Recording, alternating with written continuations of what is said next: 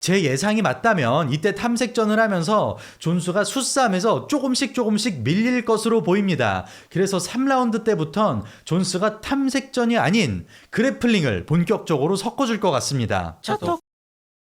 오늘 방송 키면서도 믿기지가 않네요. 악마의 재능 존 존스가 드디어 돌아왔습니다. 존 존스 같은 경우엔 유일한 패배가 반칙패라 사실상 무패 파이터라고 인정을 받는 좀 진짜 말 그대로 격투기 천재, 다시 말해 싸움 천재인데요. 근데 약물 검사에도 여러 번 걸리고 뭐 음주운전에 뺑소니까지 솔직히 사생활만큼은 좀 개똥 같은 선수라 그래서 악마의 재능이라는 평가를 받고 있죠. 그런 악마의 재능 존 존스가 공석인 헤비급 타이틀을 자신의 것으로 만들기 위해 3년 만에 드디어 UFC로 돌아온다고 합니다. 방송을 녹화하는 날을 기준으로 다음 주죠. 3월 5일에 경기가 열리는데요. 이게 또 역대급 소식인 게 사실 존 존스가 지난 2012년에 이런 얘기를 했습니다.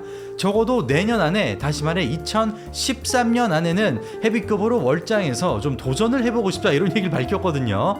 근데 헤비급 월장을 언급한 지 10년 만에 뒤늦게 그 약속을 지키게 되었습니다. 뭐 10년 늦긴 했지만 그래도 존 존스의 경기를 3년 만에 또 볼 수 있고, 그리고 그가 헤비급 타이틀에 도전하는 모습을 본다는 것만으로도 솔직히 좀 가슴이 웅장해지는데요. 많은 분들께서 이제 존 존스가 약물에 걸린 것 때문에 그의 커리어를 인정하지 않는 분위기도 좀 있긴 합니다만, 그래서 약물을 끊은 존스가, 그것도 3년 만에 복귀하는 존스가 과연 전성기 시절에 보여줬던 기량을 그대로 헤비급에서 또 펼칠 수 있을지 정말 많은 사람들의 궁금증을 자아내고 있습니다. 그리고 원래 존스는 헤비급 챔피언이었던 은간우와 싸울 예정이었죠. 하지만 그의 상대는 은간우가 아닌 승률 100%의 무에타이 챔피언 출신, MMA 프로 전적 11승 1패에 빛나는 헤비급 최강 타격가라 평가받는 시릴 간 선수와 붙게 되었습니다. 자, 그래서 오늘 방송은 다음 주죠. 3월 5일에 열리는 UFC 285 대회 메인 이벤트 존스 대 간 대 존스 프리뷰 그리고 경기 예측해보는 시간 가져보겠습니다. 자, 참고로 이날 한국에서도 여러 번 경기를 치렀고 또 한국 음식을 사랑한다는 챔피언 발렌티나 셰브첸코와 또 저와 인터뷰할 때 손아트까지 보여주면서 한국 드라마를 그렇게 좋아한다고 강조했던 알렉사 그라소 선수가 경기를 펼칠 예정입니다. 과연 셰브첸코가 플라이급 벨트를 또 지켜낼 수 있을지 이 경기도 기대가 많이 됩니다. 자, 시청자 여러분 안녕하십니까? 저는 격투기 유튜버 해설위원 그리고 프로모터로 활동하고 있는 여러분들의 귀염둥이 차도로입니다. 투기 종목, 다시 말해 싸움이랑 관련된 스포츠에 대한 정보, 리뷰 그리고 소식 놓치지 않기 위해서 아직 하지 않으셨다면 구독하기 잊지 말아주십시오. 자, 말씀드린 대로 원래 존 존스의 복귀 전 상대는 헤비급 챔피언이었던 프란시스 은가누였는데요. UFC와 페이 문제로 계속 티격태격하던 프란시스 은가누가 결국에는 재계약을 하지 않고 UFC를 떠나버렸죠. 복싱 경기를 치른다고 하는데 뭐 어찌됐던 현역 챔피언이 벨트를 반납해버리고 단체를 떠나버리는 상황이 발생했습니다. 그래서 현재 UFC 헤비급 챔피언의 자리는 공석입니다. 그래서 공석인 헤비급 챔피언 타이틀을 두고 존 존스랑 시릴 간 선수가 다음 주에 붙게 되었는데요. 우선 두 선수의 경기를 예상하기 전에 일단 스펙 먼저 비교해 보도록 하겠습니다. 자, 나이 존 존스 35, 시릴 간 32, 만 나이죠. 사실 3살 차이라고 하면 큰 차이가 없어 보이긴 하지만 30대 초반이랑 중반의 신체 능력에는 어느 정도 또 차이가 있을 수 있긴 합니다. 하지만 아무래도 중량급은 경량급에 비해서 선수 생명이 좀 더 길기 때문에 30대 중반이라고 기량이 무조건 엄청나게 떨어졌을 거라고 판단하기엔 좀 이른 감이 있긴 해요. 실제로 중량급에선 40대에 챔피언이 되는 경우도 있으니까요. 또 대표적으로 글로버 테세이라 선수가 떠오르네요. 자, 키 같은 경우엔 존 존스가 193, 시릴 간이 196으로 키 자체만 보면 시릴 간 선수가 더 큽니다. 하지만 리치는 존 존스 215, 시릴 간 206. 키는 시릴 간 선수가 3cm 더 큰데 순수 리치만 보면 존 존스가 오히려 11cm나 더 큽니다. 자, 아무리 봐도 존스의 피지컬은 사기적이네요. 이 선수는 싸우기 위해서 태어난 사람인 것 같습니다. 자신의 원래 취급보다 한 취급 위인 헤비급에서도 피지컬이 큰 편이에요. 진짜 헤비급 기준으로도 리치가 긴 편인데 그동안 이 피지컬로 라이트 헤비급을 찍어 눌렀던 경기들을 생각하면 진짜 이 선수랑 싸웠던 선수들이 좀 불쌍해지기까지 합니다. 자, 전적 존 존스 28승 1패 1무효, 시릴간 12승 1패. 네, 존스 같은 경우엔 1패가 여러분들도 아시다시피 경기에서 좀 밀려서 패배를 한 게 아니라 다 이긴 경기였죠. 상위 포지션에서 파운딩을 날리고 있는데 수직 엘보를 몇 번 쳤다가 이게 반칙으로 선언이 돼서 반칙 패배를 당하는 그런 좀 웃지 못할 일이 발생을 했는데요. 그래서 팬들이나 전문가 사이에선 무패 파이터라고 또 평가를 받긴 하지만 그렇다고 존스의 승들이 모두 다 깨끗한 승인 건 아닙니다. 눈찌르기 같은 반칙도 종종 나오기도 했었고, 그리고 반대로 논란의 승리도 몇 번 있었죠. 애매한 경기가 몇 번 있긴 했는데 뭐 애매한 정도가 아니라 대표적으로 레이스와의 경기는 제가 개인적으로 봤을 때 이거 누가 보더라도 존스가 좀 밀린 것 같았거든요. 하지만 어쨌든 서류상으로 보면 28승 1패이고 여기에서 말씀드린 1무효 같은 경우엔 존스가 코미어를 꺾었던 경기인데 근데 나중에 약물 검사에 걸리면서 경기가 결국엔 무효 처리로 바뀌었습니다. 반대로 시릴간 선수가 기록한 1패의 경우는 전 챔피언 프란시스 은가노와의 경기에서 겪게 된 1패이죠. 결과 자체는 은가노의 만장일치 판정승인데 두 라운드는 은가노가 이겼고 두 라운드는 시릴간이 이겼다고 보는 사람이 많습니다. 논란의 한 라운드가 이 경기를 좀 판가름했다고 평가를 받거든요. 도둑 맞았다는 것까지는 아니지만 시릴간이 이겼다고 보는 사람들도 꽤 많이 있긴 합니다. 아무튼 요점은 두 선수 모두 1패를 기록하고 있지만 여러 가지 사연이 있는 패배이기 때문에 좀 완벽에 가까운 전적이라고 봐도 무방할 정도로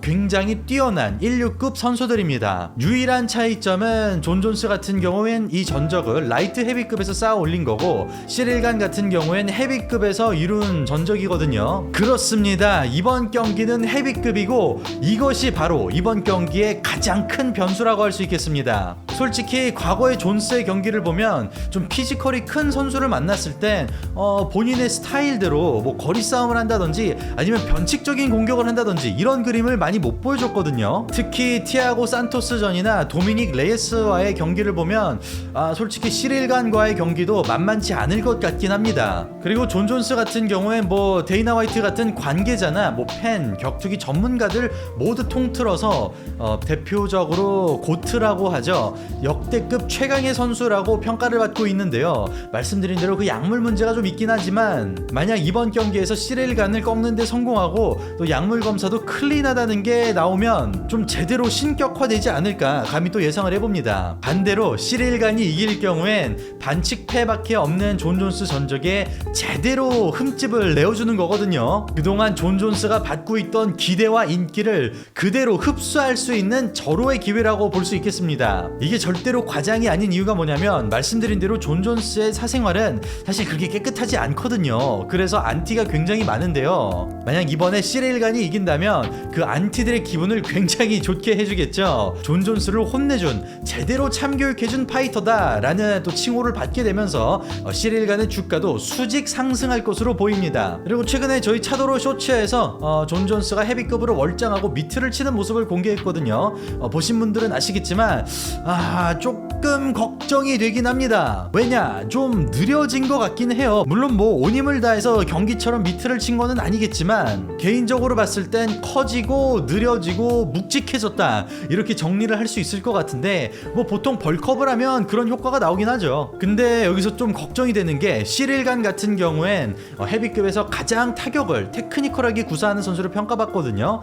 괜히 무패의 무에타이 챔피언이 아닙니다 이 선수가. 그리고 테크닉도 테크닉이지만 파워도 굉장히 세서 존 존스가 정타를 한두 번만 좀 제대로 허용한다면 그대로 실신 KO가 나올 수 있을 정도로 이건 절대로 과장이 아닙니다 여러분.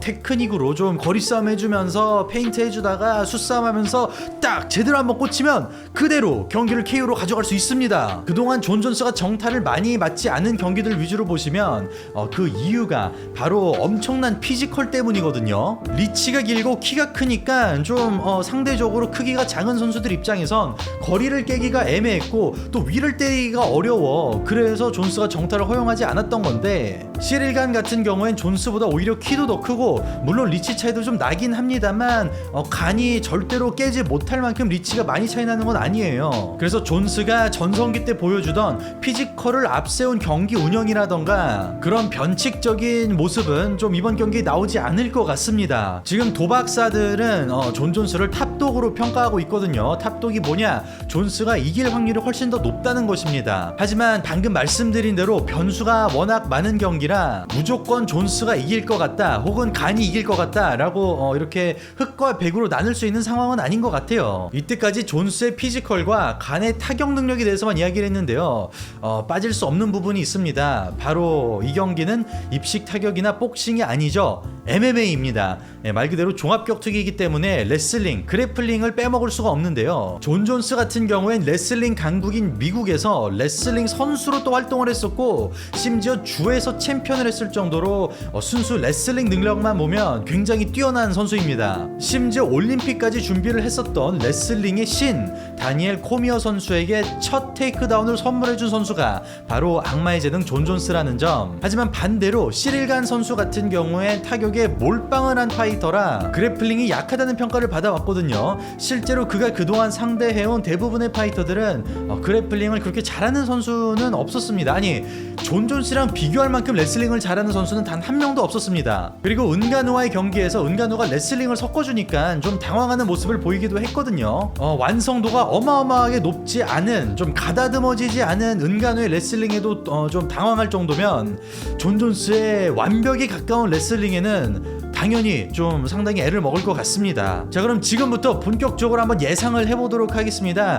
제 개인적인 의견으로는 초반 라운드 1, 2라운드에선 양 선수가 좀 탐색전 위주의 타격을 할 것 같아요. 뭐 잽이나 존스의 오블리킥, 스트레이트도 몇 번 쳐보고 좀 흔들어주면서 서로의 좀 페이스도 알아보고 습관을 좀 탐색해보는 그런 경기 양상으로 흘러갈 것 같은데요. 제 예상이 맞다면 이때 탐색전을 하면서 존스가 숫싸움에서 조금씩 밀릴 것으로 보입니다. 그래서 3라운드 때부턴 존스가 탐색전이 아닌 그래플링을 본격적으로 섞어줄 것 같습니다. 그리고 아시는 분들은 아시겠지만 이번에 존 존스가 베이징 올림픽 레슬링 금메달리스트이자 전 UFC 플라이급 그리고 벤텀급 챔피언인 헨리 세우도 선수와 이번 경기를 준비를 했거든요.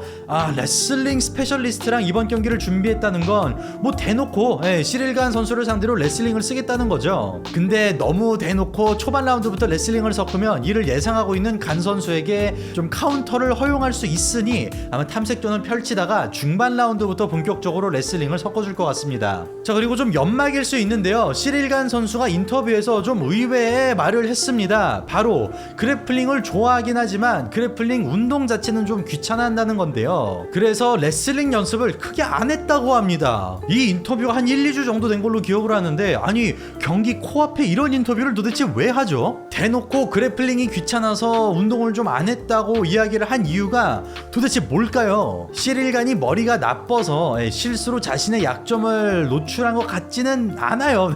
존 존스 보고 테이크다운을 하라고 도발을 하는 느낌이 들지 않나요?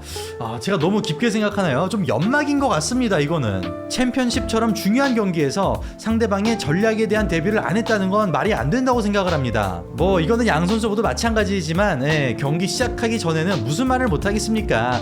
케이지가 잠겨지고 공이 울려야 양 선수가 어떤 전략을 준비했는지 두 눈으로 직접 확인을 할 수 있을 것 같은데요. 그리고 뭐 시릴간이 이런 인터뷰를 했던 안 했던 어차피 존 존스가 레슬링 싸움을 걸 것이라는 것은 모두가 알고 있는 점입니다. 자, 그래서 결론이 뭐냐고요? 누가 이길 것 같냐고요? 시릴간이 이기는 시나리오는 뭐 간단합니다. 거리 싸움을 해주면서 수싸움 해주면서 존 존스가 거리를 못 좁히도록 계속 편한 편으로 짤짤이라고 하죠. 치고 빠지는 공격 위주로 해주면서 안정적으로 타격 운영해주고 존 존스의 레슬링을 무력화해주면서 판정승을 거두는 그림입니다. 존스가 이기는 시나리오는 다음과 같습니다. 마찬가지로 수싸움을 하면서 거리 싸움을 하다가 좀 펀치 섞는 척하면서 클린치 혹은 테이크다운을 노리고 경기를 그라운드로 가져가는 것이죠. 그리고 그라운드에서 존스의 장기인 파운딩 그리고 엘보우를 노려주면서 경기를 TKO로 가져가는 것입니다. 개인적으로는 이 두 가지 가지 경우의 수가 가장 유력하다고 보고 있습니다. 근데 뭐 아시다시피 격투기 경기는 변수가 너무 많고 또 할 수 있는 공격 옵션이 너무 다양해요. 예를 들어서 존 존스가 시작하자마자 테이크다운을 노릴 수도 있고, 뭐 오블리킥을 노리다가 시릴간의 무릎이 나갈 수도 있는 거고, 반대로 시릴간이 펀치를 휘두르다 그게 명중해서 존 존스가 KO를 당할 수도 있는 거고, 어디까지나 뇌피셜입니다. 이 두 가지 경우의 수가 가장 유력할 것 같습니다. 그렇다면 이 두 가지 경우의 수 중 어느 게 더 유력할까요? 그것은 바로 시릴간의 레슬링 데뷔에 달려 있습니다. 제가 개인적으로 보기엔 시릴간이 아무리 레슬링에 대한 데뷔를 많이 했다고 하더라도, 거리 싸움에 대한 데뷔를 많이 했다고 하더라도 존 존스의 레슬링을 방어할 수 있을 것 같진 않습니다. 코미어까지 넘겼던 바로 그 존스거든요. 그리고 타격전에서 아무리 간이 유리하게 끌고 간다고 해도 존스를 KO시킬 것 같진 않거든요. 그렇기 때문에 존 존스가 경기를 준비하면서 뭐 이상한 부상을 당했다든지, 아니면 헤비급이 너무나 자신의 몸이 안 맞는다든지, 이런 경기 외적인 것들을 제외를 한다면 결국 존 존스가 테이크다운에 성공하고 파운딩으로 경기를 가져갈 것 같은데요. 한 3, 4라운드 정도의 TKO로 인한 승리를 하지 않을까 감히 예상을 해봅니다. 자, 이제 진짜 일주일밖에 남지 않았습니다. 여러분들은 어떻게 보시나요? 존 존스가 3년 만에 돌아와서 헤비급 벨트를 탈환하고 새로운 역사를, 새로운 헤비급의 시대를 열까요? 아니면 시릴간이 압도적인 타격 능력을 내세우면서 존 존스에게 제대로 된 패배를 안겨주는, 처음으로 그의 전적에 제대로 금을 그어주는 새로운 영웅으로 탄생할까요? 여러분들의 의견 댓글로 마음껏 달아주시고요. 저는 다음에 또 재밌는 영상으로 인사드리겠습니다. 이상 차도로였습니다. 감사합니다.